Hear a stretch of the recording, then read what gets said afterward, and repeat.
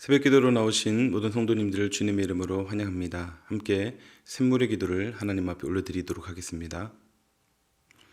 마음 모아 샘물의 기도를 하나님께 드립니다. 먼저 주님의 은혜를 구합니다. 하나님이여, 주의 인자를 따라 내게 은혜를 베푸시며 주의 많은 긍휼을 따라 내 죄악을 지워주소서. 아멘. 하나님 아버지, 오늘도 주님의 인자와 긍휼을 구합니다. 날마다 우리에게 풍성한 은혜를 베푸시며 우리의 죄악을 용서하여 주옵소서. 교회와 예배를 위해 기도합니다. 이 집은 살아계신 하나님의 교회요 진리의 기둥과 터니라. 아멘. 하나님, 우리 샘물교회가 믿음의 반석 위에 굳건한 교회 되게 하옵소서. 살아계신 하나님의 역사가 날마다 경험되게 하시고 말씀과 예배, 교제와 나눔, 섬김과 봉사, 선교와 전도가 가득한 교회 되게 하옵소서. 예배의 자리마다 풍성한 은혜와 감격을 경험하게 하옵소서. 복장과 다음 세대를 위해 기도합니다. 내가 이것으로 형제를 깨우치면 그리스도 예수의 좋은 일꾼이 되어 믿음의 말씀과 내가 따르는 좋은 교훈으로 양육을 받으리라. 아멘. 하나님, 샘물의 목장과 다음 세대를 지켜 주옵소서. 목자들에게는 지혜와 능력을 더해 주시고 목원들에게는 아름다운 마음을 더해 주소서. 그리스도 예수의 좋은 일꾼이 넘쳐나게 하시고 믿음의 말씀과 좋은 교훈으로 다음 세대를 양육하게 하소서. 선교와 전도를 위해 기도합니다. 내가 복음을 위하여 모든 것을 행함은 복음에 참여하고자 함이라. 아멘. 하나님, 우리 안에 구원의 기쁨과 감격이 넘치게 하시고 자원하는 심령을 주옵소서. 한 영혼을 향한 갈급한 마음을 주시고 우리 입술을 통해 날마다 복음이 증거되게 하소서. 세계 각지에서 복음을 증거하는 선교사님들을 지켜주시고 지치지 않는 체력과 열정과 풍성한 열매를 더해 주옵소서. 나라를 위해 기도합니다. 부와 귀가 주께로 말미암고 또 주는 만물의 주제가 되사 손의 권세와 능력이 있사오니 모든 사람을 크게 하심과 강하게 하심이 주의 손에 있나이다. 아멘. 하나님, 모든 것이 주님의 것입니다. 이 땅 가운데 하나님의 통치하심이 드러나게 하시고 정의와 공의가 바로 세워지는 놀라운 역사를 경험케 하옵소서. 오늘도 샘물 성도의 하루를 지켜주시고 주님의 역사를 경험케 하옵소서. 예수님의 이름으로 기도합니다. 아멘. 오늘 우리에게 주시는 하나님 말씀은 사무엘하 19장 1절에서 8절 상반절까지 말씀입니다. 한 절씩 교독하시겠습니다. 어떤 사람이 요압에게 이르되 왕이 압살롬을 위하여 울며 슬퍼하시나이다 하니 왕이 그 아들을 위하여 슬퍼한다 함이 그날의 백성들에게 들리매 그날의 승리가 모든 백성에게 슬픔이 된지라. 그날의 백성들이 싸움에 쫓겨 부끄러워 도망함 같이 가만히 성읍으로 들어가니라. 왕이 그의 얼굴을 가리고 큰 소리로 부르되 내 아들 압살롬아 압살롬아 내 아들아 내 아들아 하니 요압이 집에 들어가서 왕께 말씀드리되 왕께서 오늘 왕의 생명과 왕의 자녀의 생명과 처첩과 비빈들의 생명을 구원한 모든 부하들의 얼굴을 부끄럽게 하시니 이는 왕께서 미워하는 자는 사랑하시며 사랑하는 자는 미워하시고 오늘 지휘관들과 부하들을 멸시하심을 나타내심이라. 오늘 내가 깨달으니 만일 압살롬이 살고 오늘 우리가 다 죽었다면 왕이 마땅히 여기실 뻔하였나이다. 이제 곧 일어나 나가 왕의 부하들의 마음을 위로하여 말씀하옵소서. 내가 여호와를 두고 맹세하옵나니 왕이 만일 나가지 아니하시면 오늘 밤에 한 사람도 왕과 함께 머물지 아니할지라. 그리하면 그 화가 왕이 젊었을 때부터 지금까지 당하신 모든 화보다 더욱 심하리이다 하니 왕이 일어나 성문에 앉음에 어떤 사람이 모든 백성에게 말하되 왕이 문에 앉아 계신다 하니 모든 백성이 왕 앞으로 나아오니라. 아멘. 오늘은 이런 사람 되게 하소서라는 제목으로 함께 말씀을 나누도록 하겠습니다. 이런 교회 되게 하소서라는 찬양이 있는데요. 참된 교회의 모습, 참된 교회의 그 모습을 회복하고자 하는 그런 내용이 담겨져 있는 찬양입니다. 그래서 이 찬양 제목을 인용해서 이런 사람 되게 하소서 이렇게 말씀 제목을 한번 정해봤습니다.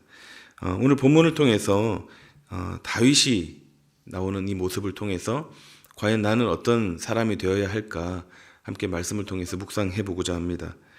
다윗에게 있어서 아들 압살롬의 죽음은 어떤 의미였을까요? 이스라엘 전체 입장에서 보면 반역자의 죽음으로 인해서 참으로 다행한 일이었고 또 감사한 일이었음에 분명합니다. 그러나 다윗은 그렇지 않았죠. 너무 슬펐고 또 괴로웠습니다. 죄로 인한 하나님의 징계였지만 너무나도 가혹했습니다. 아들에게 쫓기는 신세가 되었던 것도 참 비참했는데 결국 자신의 손에 죽임을 당했다는 그 사실이 얼마나 괴로웠겠습니까? 그래서 다윗은 모든 일을 다 제쳐두고 슬피 울부짖기만 합니다. 이 모습을 본 요압이 왕으로서의 모습을 기억하라고, 위치를 기억하라고 충고했고, 그래서 다시 마음을 추스리고 본연의 임무를 수행하는 그 모습을 우리가 이 본문을 통해 보게 됩니다.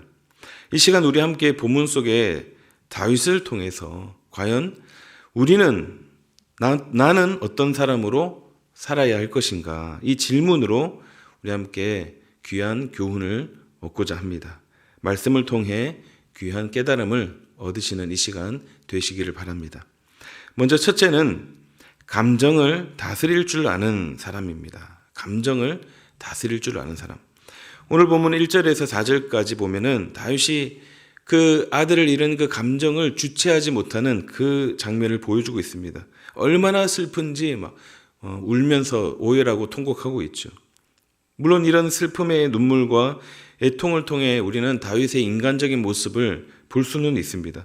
그러나 다윗이 지나치게 자기 감정에만 매여서 왕으로서의 마땅히 해야 할 일을 망각하고 있었다는 것은 별로 그렇게 시의적절하지 못한 처사였다라고 할 수 있습니다. 이는 우리 삶 속에서도 마찬가지입니다. 물론 우리가 감정을 적절히 드러내는 것은 필요합니다. 기쁨과 감격뿐만 아니라 적절한 슬픔이나 눈물의 감정도 필요합니다. 예전에 인사이드 아웃이라는 영화를 애니메이션인데 봤던 기억이 납니다. 사람 안에 있는 다양한 감정들을 의인화시켜서 그 캐릭터들이 각각 이름이 기쁨, 슬픔, 버럭, 까칠, 소심 이렇게 이제 캐릭터화시켜서 이들이 벌이는 그런 이야기들을 담고 있는 이야기인데요. 그 중에서 슬픔이라는 캐릭터가 있습니다. 슬픔, 사람의 감정 중에 슬픔을 말하는데 이 슬픔 필요 없는 것처럼 느껴지는 것이죠. 또 거부당하는 그런 사람 존재로 느껴지는 그것을 묘사하고 있습니다. 그러나 결국 슬픔조차도 우리에게 꼭 필요한 감정이다라는 것을 알려주고 또 깨우쳐주는 그런 영화였다라고 기억을 하고 있습니다. 감정은 분명 우리에게 건강하고 풍요롭고 아름다운 삶과 정서를 제공해 주기도 합니다. 그러나 그것이 절제되지 못해서 사적인 관계성과 경험에 치우쳐서 마땅히 해야 할 사명을 잊고 또 감당해야 할 일들이 있는데도 그 일들을 그르칠 정도로 심각하게 그 감정에만 매여 있고 사로잡혀 있다면 그것은 결코 건강하지도 아름답지도 못한 것이며 오히려 개인과 공동체가 가야 할 길을 저해야 하는 그런 요소가 될 수 있는 것입니다. 바울이 그랬습니다. 바울은 자신의 가야 할 사명의 길이 있는데도 사람들이 그것을 막았습니다. 그것을 막 걱정하는 거죠. 눈물도 흘리면서 굉장히 바울을 이제 가지 말라고 잡았을 때 사도행전 21장 13절에 바울이 이렇게 말합니다. 바울이 대답하되 여러분이 어찌하여 울어 내 마음을 상하게 하느냐. 나는 주 예수의 이름을 위하여 결박당할 뿐 아니라 예루살렘에서 죽을 것도 각오하였노라 라고 하면서 이 자신이 가야 할 그 길을 아주 당당하게 걸어갔습니다. 바울이 이같이 굳고 결연한 이 자세를 통해서 바울 스스로도 사명을 온전히 감당할 뿐만 아니라 또 이렇게 남겨진 성도들에게도 앞으로 어떻게 가야 할지에 대한 그 방향을 몸소 가르쳐 줄 수 있었던 것 같습니다.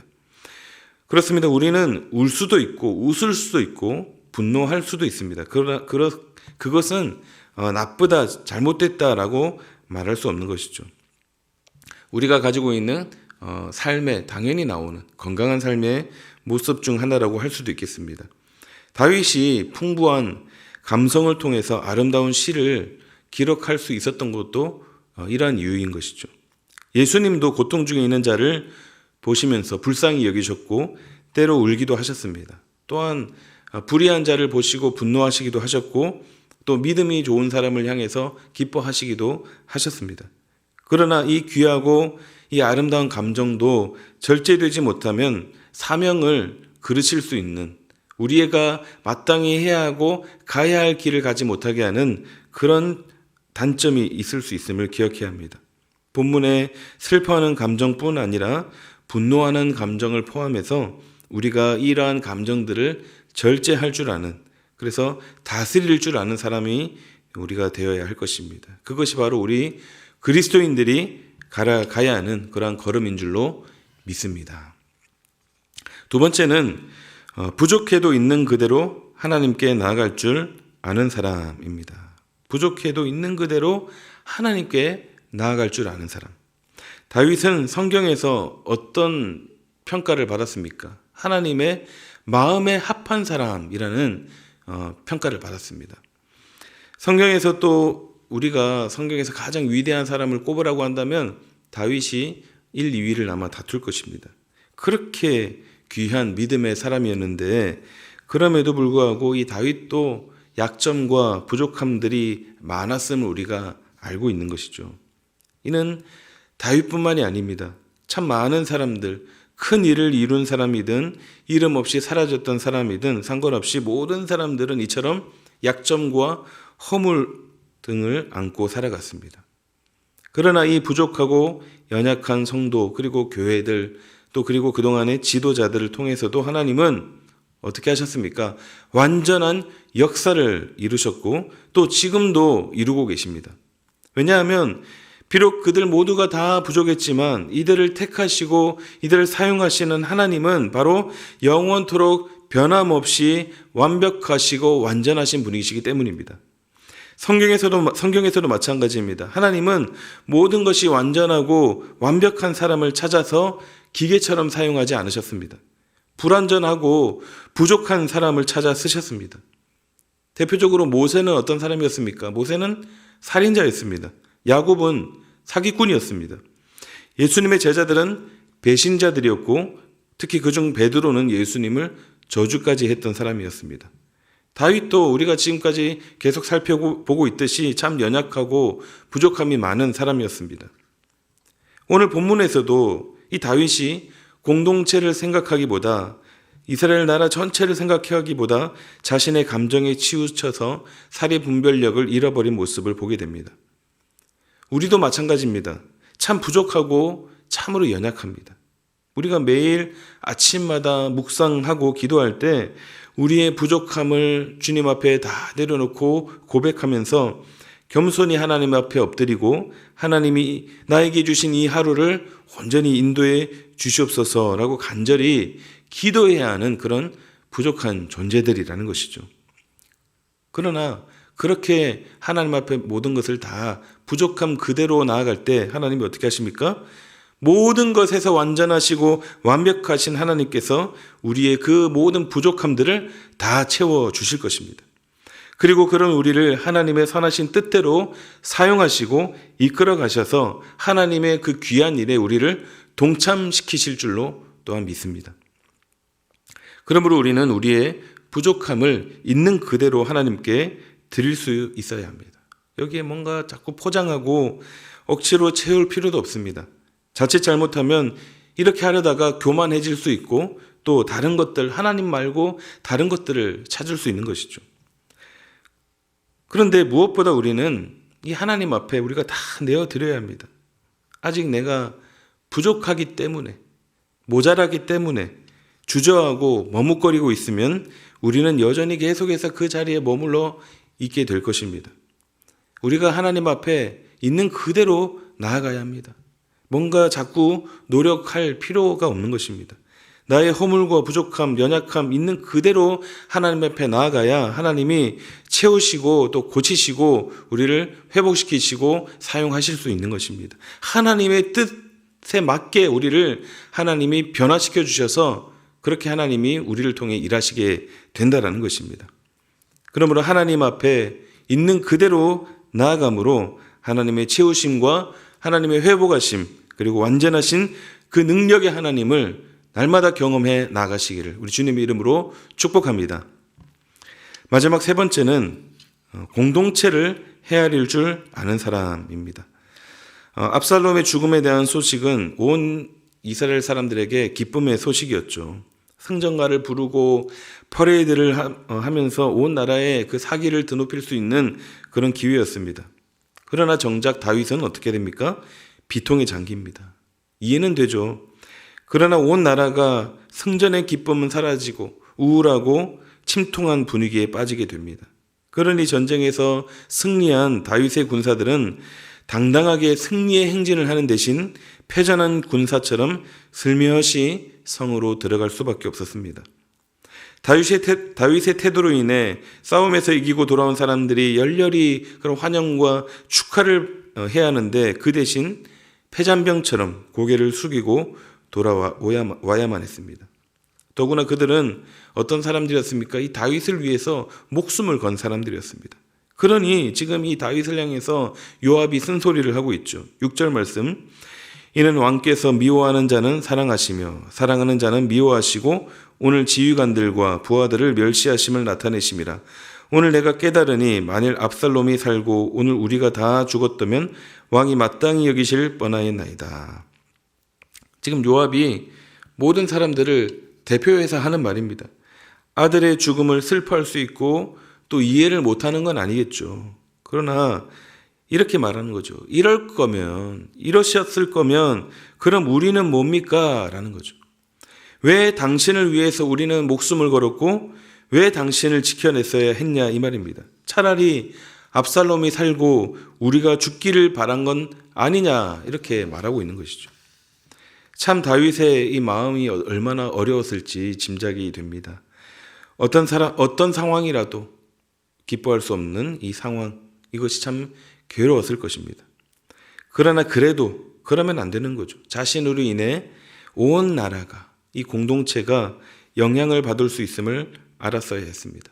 자신의 사적 감정은 일단 뒤로 하고 공동체를 향해 승전을 선포하고 기쁨을 함께 나누도록 했어야 했습니다.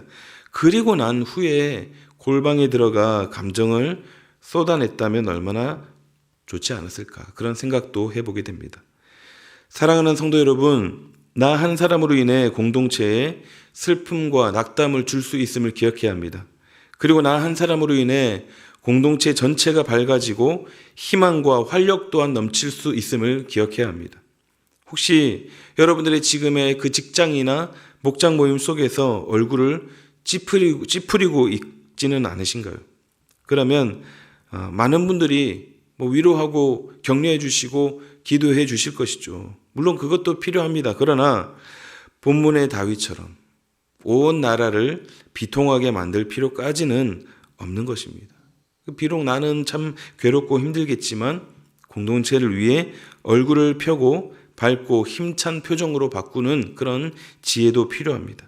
그리고 여러분을 믿고 의지하는 그런 사람들 한 사람 한 사람의 손을 잡아주시고 그분들의 어깨를 두드려 주시기를 바랍니다.